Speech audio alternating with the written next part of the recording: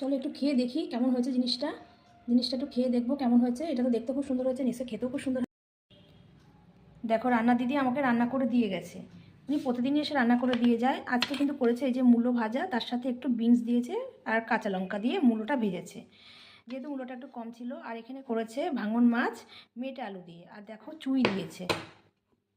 এই যে চুই দিয়েছে, চুইটা ভীষণ ভালো। চুই মানে চাল মানে ঝাল চুই যেটাকে বলে, সেই ঝাল চুই। হ্যাঁ, মেটে আলু দিয়ে করেছে ভাঙন মাছ। আর এই যে মাংসটা দেখতে পাচ্ছ, এটা নিয়ে এসছে দিদি আমার জন্য বাড়ির থেকে করে। আমাকে এতটাই ভালোবাসে, উনি বাড়ি থেকে করে নিয়ে এসেছে আমার জন্য এই খাসির চর্বি দিয়ে আর মেটে দিয়ে রান্না করে নিয়ে এসেছে। যেহেতু আমার বাড়ির কেউ এটা খায় না, এটা আমি খুব ভালোবাসি, আমার বাড়ির কেউ খায় না বলে তার জন্য দিদি নিজে রান্না করেছে বাড়িতে, আমার জন্য একটু নিয়ে এসেছে, আমি ভালোবাসি বলে।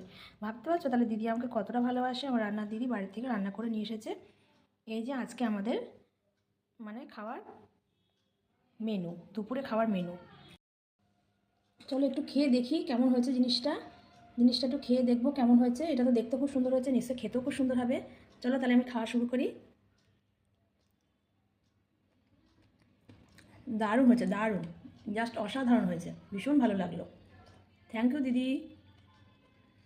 ভিডিওটা এই অবধি, আমি খাওয়া দাওয়া করে নিই।